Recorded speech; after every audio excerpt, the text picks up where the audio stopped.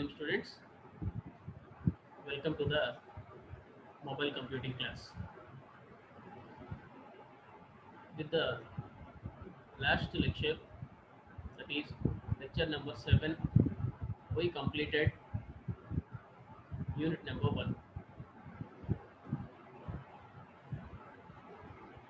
that consisting of GPRS architecture and mobile and handheld devices. But I made another 2 lectures for unit number 1. One lecture consisting of overview of this entire unit 1, and another lecture I made for specially for MCQs.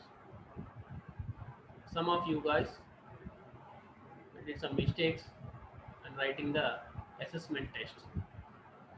Someone scoring very less marks in the assessment test. For that purpose, in the next lecture, I am explaining all the MCQs once again, and in this lecture, I will give overview of unit number 1. So if anybody misses the 7 lectures, it is the key class for unit number 1. Why? Because I covered all the 7 classes in this lecture.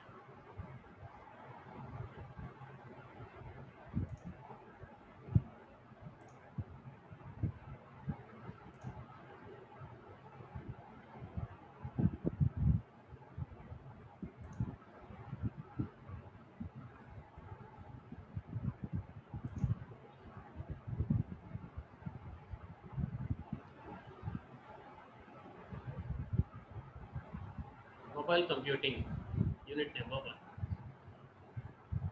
In this unit, we studied introduction to mobile communications and mobile computing. This is the basic lecture. We covered introduction of mobile communications and introduction of mobile computing. In the lecture 1, we completed. Before going to the all the lectures, just we can recall the syllabus. What we completed in the unit number 1 is introduction to mobile communications and mobile computing paradigm, novel applications, and some of the drawbacks and limitations of mobile computing, and what is mobile and handheld devices, GSM services, GSM architecture, radio interface, protocols of GSM, localization, calling functions, handover management, security services, some of the data services like HSDSD and GPRS. That what we covered in the entire unit. The lecture number 1, we discussed mobile communications, mobile computing paradigm, promises and novel applications, and some of the limitations and drawbacks of mobile computing. What we discussed in the lecture 1 is introduction to mobile communications. The mobile communication can be defined as a wireless communication wherein voice and data information is emitted, wherein voice and data information is emitted and received and transmitted through microwaves. So mobile communication can be defined as a wireless communication wherein voice and data information is emitted and received and transmitted through microwaves. So how these waves are transmitted from one location to another location. For that purpose, we discussed there is a 2 channels, 2 transmission mediums are there. How these mobile communication transmission waves are traveling from one location to the another location. This transmitting is done in two ways. One is guided transmission media. Simply we call it as void communication. And the second one is unguided transmission media. Guided transmission media, unguided transmission media. Mobile communication can be defined as a wireless communication wherein voice and data information is emitted. So, example, cellular and digital cordless phones. So, all these are belongs to the mobile communication devices. But after using of these devices, how the data may be either voice data, textual data, or multimedia data, whatever it may be, how the data is traveling from one location to another location in the way of microwaves. So, what are the channels transmitting these microwaves?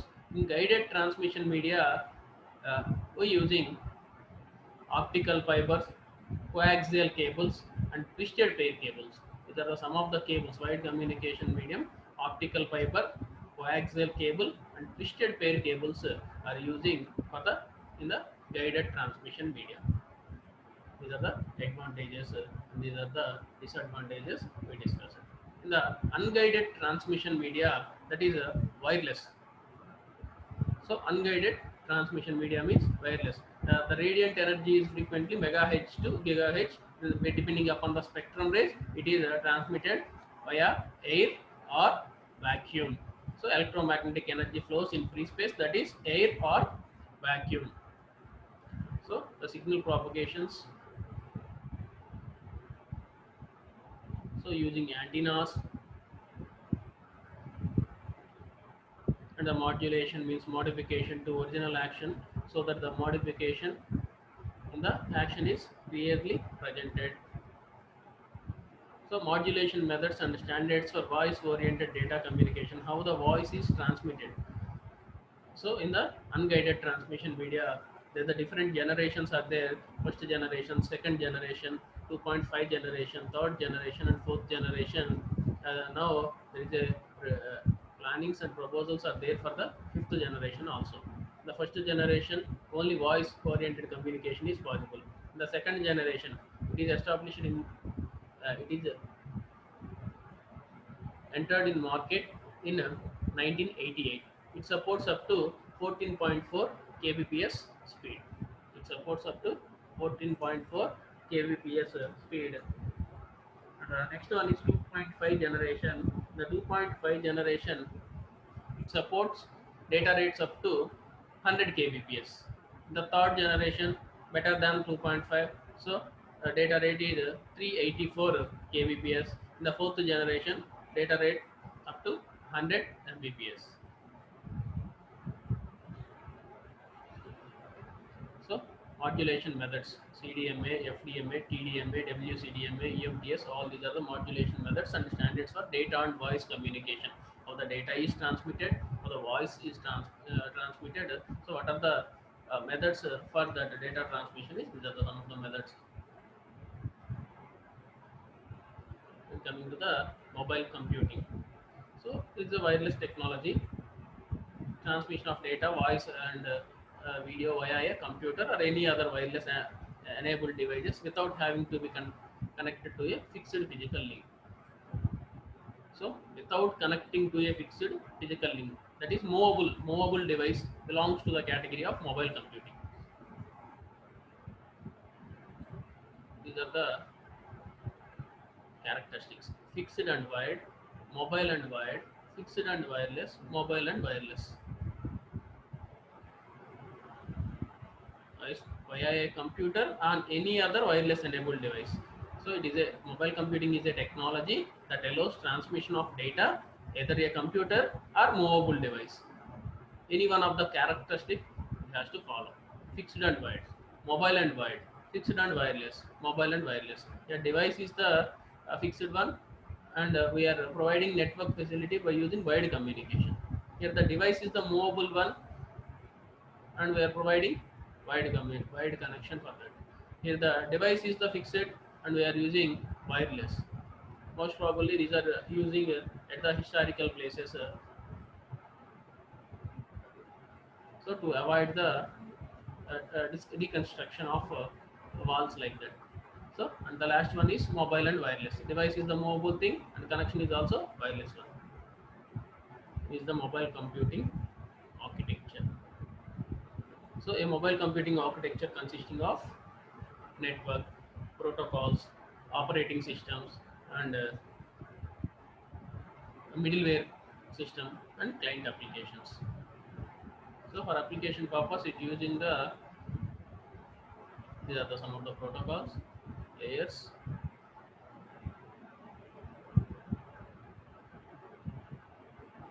programming languages like J2ME, J2E.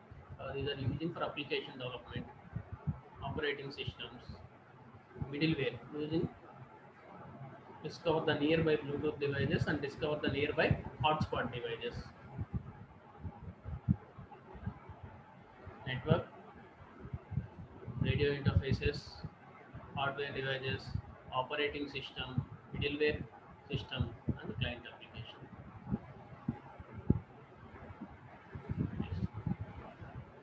Some of the applications already also we discussed in the lecture one. Those are novel applications, vehicles for GPS tracking purpose, for traffic identification purpose. We're using these mobile computing devices, mobile communication devices, or mobile computing devices in the vehicles. And for emergency situations like earthquakes, cyclones, in that situations, there is only possibility to use wireless communication mediums only in the emergency situations. And for businesses, and replacement of a wide network and entertainment channels and location dependency services. These are the some of the applications of mobile computing. Also, some disadvantages are there for mobile computing devices. Those are resource constraint. That means battery. Uh, these devices, mobile devices, are draining battery very faster when compared with the standalone devices. That is one of the disadvantage. And second one is bandwidth problem. And next, network issues are there, and security constraints are there. And one more major problem for these mobile computing devices are these are very smaller in size. For that purpose, the keypads are designed depending upon that size. It is very difficult for typing, and displays are very smaller in size, but they work in effective manner. For that purpose, the pixel size is very much increased. That affects the eyes. The resolution of these handheld devices screens affects the eyes. These are the some of the limitations and drawbacks of mobile computing that what we discussed in the lecture number one. Mobile communication introductions. In the mobile communication introduction, the data is transmitted in the way of signals. To transmitting those signals, we using either guided media or unguided media. In mobile computing environment, what is the standard mobile computing architecture, and what are some applications and limitations and drawbacks of mobile computing, that what we discussed in the lecture number one. Coming to the lecture number two, here in the lecture number two, we covered topics: a simplified reference model, its layers, and GSM services, and basic introduction about GSM architecture. Basic introduction about GSM architecture.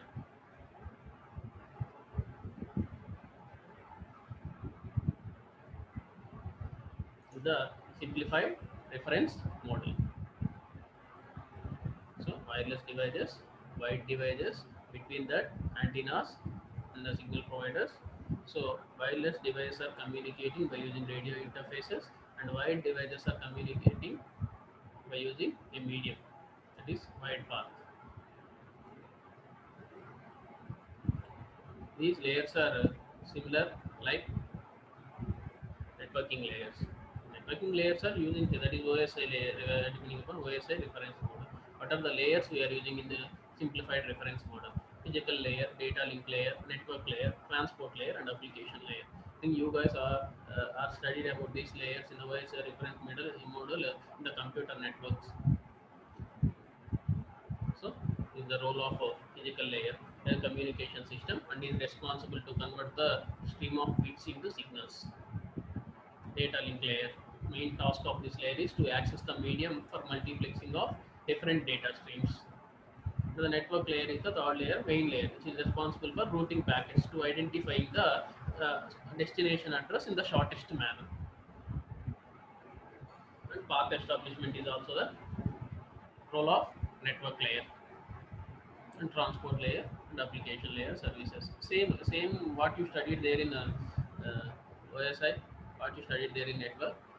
Same functionalities done by these layers. Now, very important concept in the unit number 1 is GSM architecture. So what is meant by GSM? GSM is a global system for mobile communication. As the name suggests, global system for mobile communication. Throughout in the world,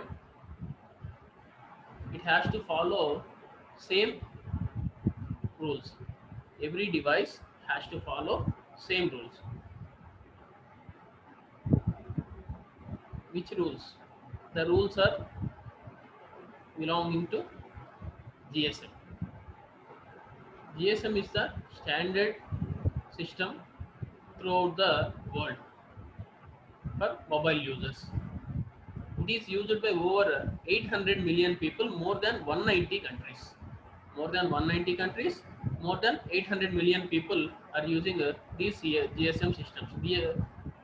Why they are preferred GSM systems rather than the other systems? Because GSM provides some services. So the basic services are barrier services, tele services, and supplementary services. These are some of the basic services provided by the GSM. So barrier services.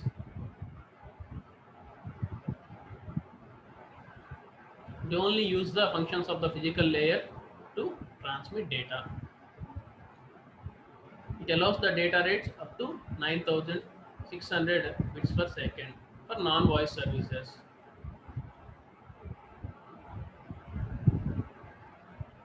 And it increases transmission quality, use the forward error correction. It codes redundancy into the data stream and helps the reconstruct the original data in case of transmission errors. Second one is the teleservice.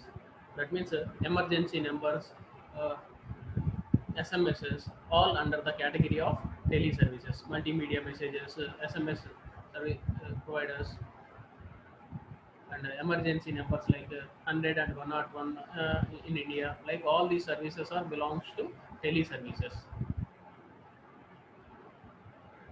And third one is supplementary services, call forwarding, group calls. All these services are under the category of supplementary service. So GSM provides three basic services. Those are barrier service, telemetry service, and third one is supplementary service. So that's why more than 800 million of people, more than 190 countries, they preferred GSM. So network, GSM architecture. So GSM consisting of three subsystems. Those are radio subsystems, network switching subsystem, and operation subsystem. Radio subsystem, network switching subsystem, and operation subsystem. So again, radio subsystem consisting of base station subsystem, base station controller, base transceiver station. Directly moving to the diagram. So this is the diagram for GSM architecture. Three subsystems: RSS, NSS, OSS. RSS, NSS, and OSS. RSS, radio subsystem consisting of mobile station, base transceiver station, base station base switching center, and mobile switching center. Base station switching center and mobile service switching center. So here in the radio subsystem, first The mobile station nothing but a SIM is connecting to a antenna or a device. BTS is either we call it as BTS as antenna or a device. So a device consisting of multiple mobile stations, multiple SIMs. So this is radio cell. Mobile station BTS via UM interface. Via UM interface. So one BTS consisting of many MSs. One BTS connecting to many MS.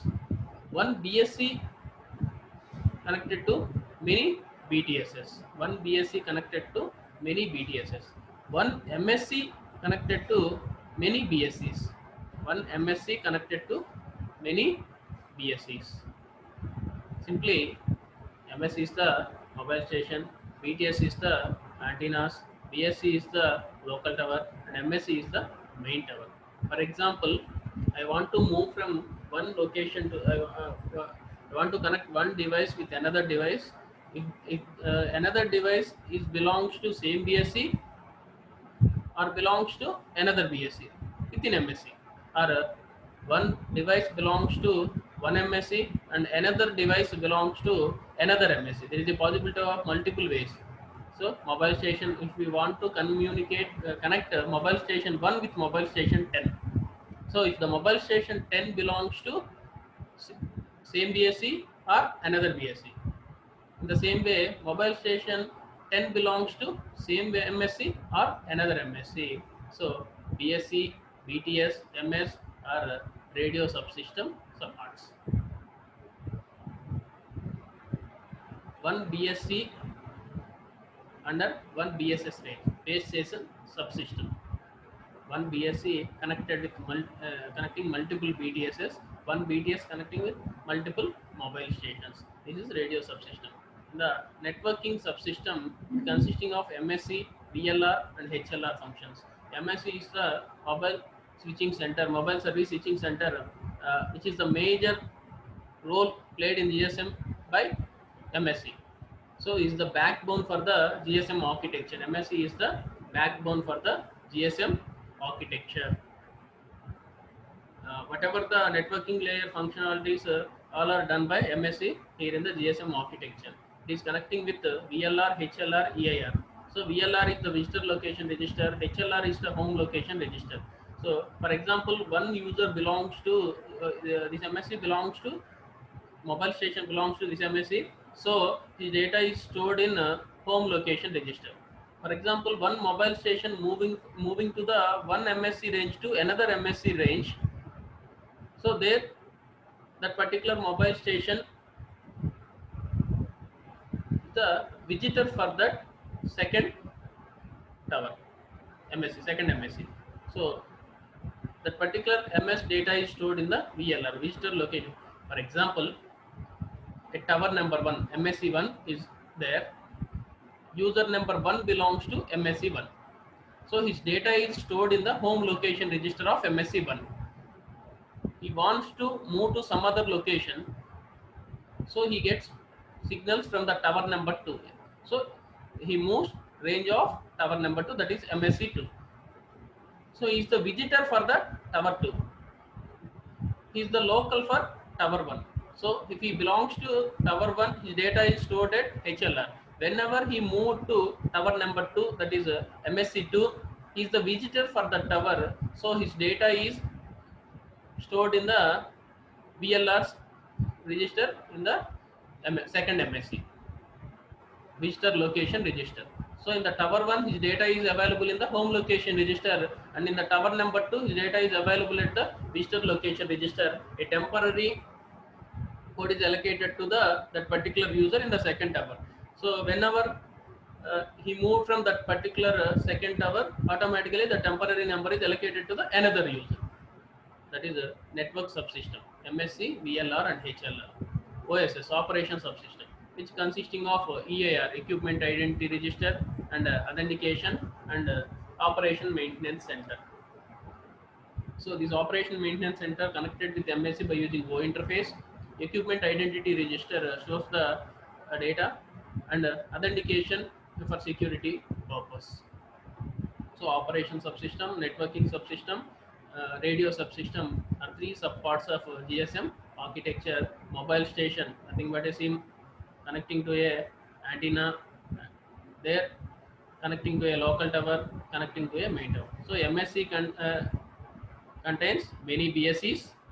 One BSC contains many BTS. One BTS contains many MS. So one mobile consisting of multiple SIMs. N number of mobiles are connecting to local tower. So N number of local towers are connecting to the main tower.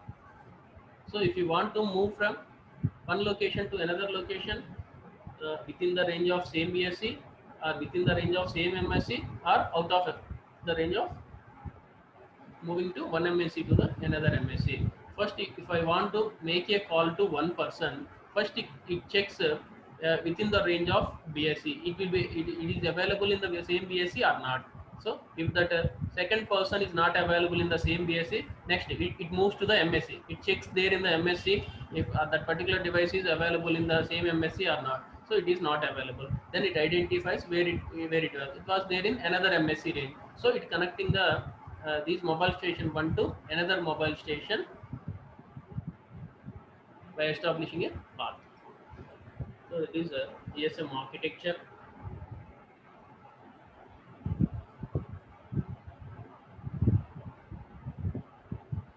And the lecture 4 we discussed about radio interface. So TDMA and FDMA, CDMAs. So time division multiple access, frequency division multiple access, code division multiple access.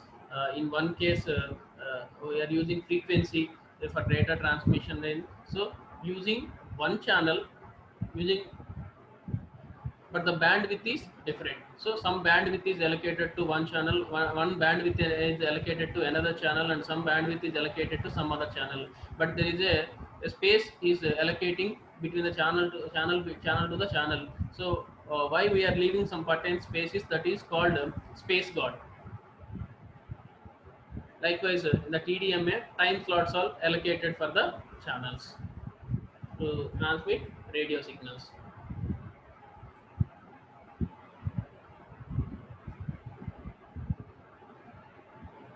So GSM protocols: mobile station to the BTS, BTS to the BSC, BSC to the MSC. This is the range.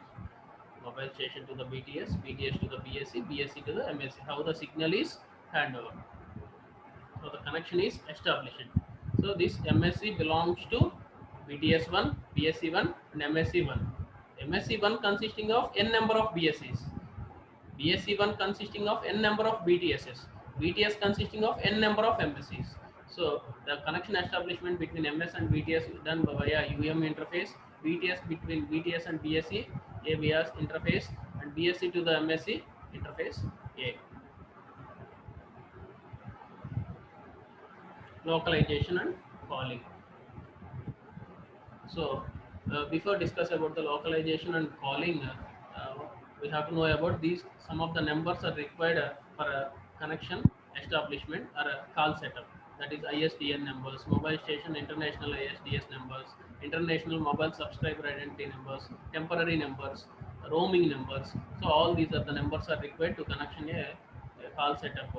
So how the call setup is done: calling station to the PSTN, there to the GMSC, to moving to the HLR and moving to the VLR, MSC, VSS and MS. So one MS to another MS, how the connection is established. So first checks at the home location register. So device number 1 wants to communicating with device number 2. Whenever the call is dialed from the device number 1, first it checks its BTS range, BSC range. Next, it checks at the home location register under same tower, available in the same tower or not. So it is not available there in the HLR. Now it moving to the VLR, visitor location register, moving to the MSC. So MSC checks what is the destination address. So by identifying the destination address, it transmits the signal to the BSS There it identifies the MS. Total 17 number of steps are done to connect a call. The lecture number 5, handover functions. So how the signal is handed.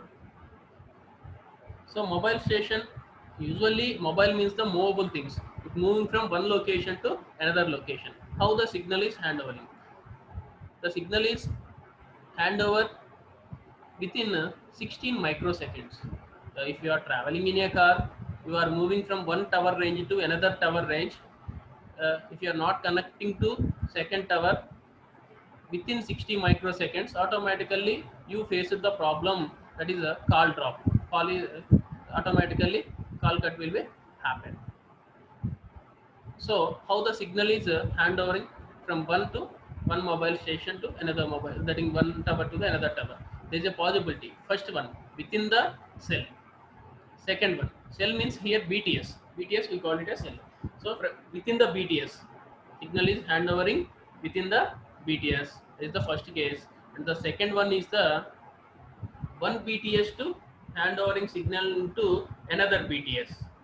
But both BTSs are under one BSC, and handovering signal from one BTS to another BTS, but the second BTS is under another BSC range, another BSC range. So signal handovering from one BSC range to another BSC range, but here both two BSCs are under same MSC. That is the third possible way, and the fourth possibility is handovering signal to the another cell that belongs to another BSc. That BSc is belongs to another MSc, not belongs to the same MSc. That BSc belongs to the another MSc. That is the fourth possible way of handovering signal. So that is intra-cell handover, inter-cell and intra-BSc handover, inter-BSc and intra-MSc handover, and inter-MSc handover. So, and next, what are the security services provided by the GSM? So, there are the three security services provided by the GSM by using three algorithms. Algorithm A3 is for authentication, algorithm A5 for encryption, and algorithm A8 for the generation of cipher key. So, what are the three security services offered by the GSM? Access control and authentication, confidentiality, and anonymity. These are the three security services. So, in the authentication, we are using algorithm A3, and confidentiality, we are using algorithm A5 and A8, and anonymity, a temporary identifier number is allocating there. These are the three services. Authentication key is generated, access control and authentication. In the confidentiality, we are using algorithm A5 and A8, and algorithm A5 for encryption and A8 for cipher key generation. And coming to the lecture number 6, here we are discussing about the data services. So the data services are HSCSD and GPRS. So where we are using HSCSD. Here in the HSCSD, 9.6 kilobit per second is transmitting. It combining the multiple channels to increasing the bandwidth. It combining multiple channels to increasing the bandwidth. But here in the HSCSD, there is a drawback, that is it is the packet oriented traffic in GSM, that is the wide communication channel. To overcome the problem in the HSCSD, we implemented a technique called GPMS. That means we means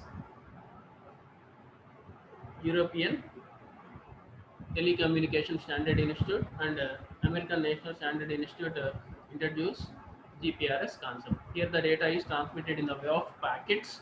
The main advantage of these is multiple users are using same channel. They are accessing multiple packets using same channel. So these are some of the key features of GPRS. Always online feature, upgrade to existing feature, integral part of future generation systems. These are the goals: open architecture, consistent IP services, same infrastructure for different air interfaces, integrated telephony and internet infrastructure, leverage industry investment in IP, and benefits: higher data rate and easy billing. No need to pay for the entire channel, entire time. Just we pay for whatever the data we are transmitting by using that channel. That is the easy billing and higher data rates. Applications. Before going to the applications, we have to know about some characteristics of GPRS. That is mobility, immediacy, and localization. Mobility means uh, maintain constant voice and data communication while on the move. So if you are in moving also, there is no disturbances are there. The GPRS system. Immediacy. Whenever required, on that time only we switched on the location. And localization allows subscriber to obtain information relevant to their current location. For example, if you are there in mall, automatically that mall related advertisements are allowed to your mobile. So these are the some of the applications: communications, value added services, e-commerce, location based applications, advertising. So all these are the applications of mobile GPRS. And finally, in the lecture 7, we discussed about GPRS architecture. So, which is slightly similar to the GSM architecture, like mobile station to the BTS, BTS to the BSC, BSC to the MSC.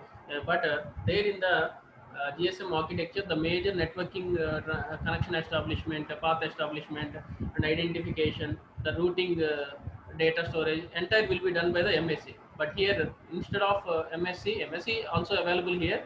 So instead of MSC, we are using another two nodes, that is serving nodes and gateway nodes here in the GPRS. So MSC played a minimum role here. The major role is played by SGSN and GGSN in the GPRS architecture. SGSN is the serving node which is using for the connection, communication, connection and setup purpose, and GGSN is using to store the setup connection details. So same VLR, EIR and HLR using. So there in the GSM, HLR, EIR and VLR connecting to the MSC, but here HLR and EIR connecting to the SCSN, and VLR is connected to SGSN via MSC. These are the supporting nodes, GGSN and SGSN. So these are the protocols.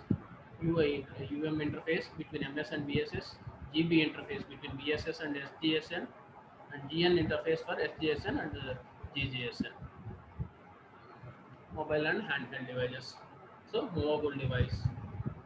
So there is a separate operating systems are designed in nowadays for these movable devices, smartphones, PDS, laptops, and the personal computers. This is the overview of unit number 1.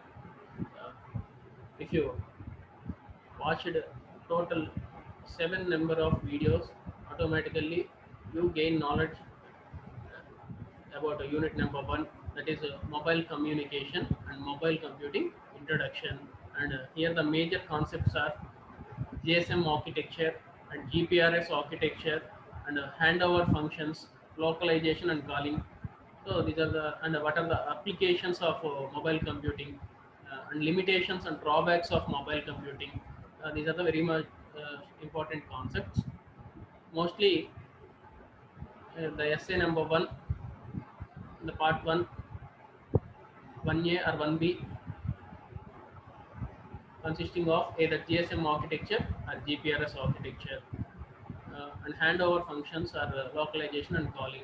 These are the main 4 questions.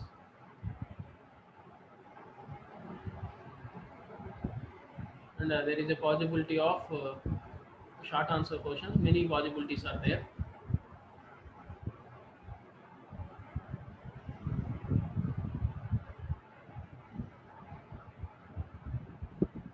So unit number 1.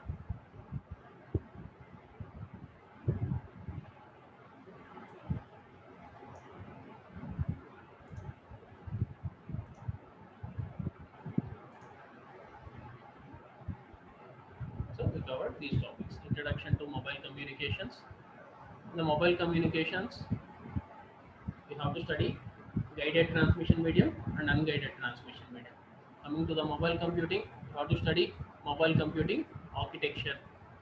That means application level, operating system level, middleware system level, and networking protocols you have to study, and mobile computing applications and limitations and drawbacks. And next, coming to the GSM architecture, you have to study GSM services like general services of tele, barrier, and telemetry services, barrier services. So you have to study, and security services you have to study, and GSM architecture and radio interface, and protocol architecture of GSM, localization, calling, handover function, and security services, new data services, HSCSD, and GPRS architecture, and mobile and handheld devices. The unit number 1. We covered all these topics in the unit number 1. Thank you. Thank you very much. And in the next video, we discuss about we will discuss MCQs.